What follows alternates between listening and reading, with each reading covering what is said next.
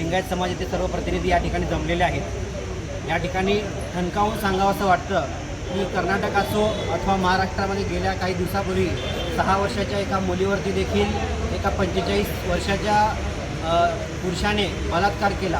हे करणारे लोक कुठेतरी एका विशिष्ट समाजाचेच लोक आम्हाला दिसून येतात।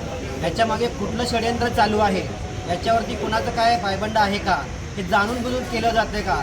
अशा जिहादी वृत्तीच्या लोकांवरती शासन काय कारवाई करणार आहे याची आम्ही वाट बघतोय।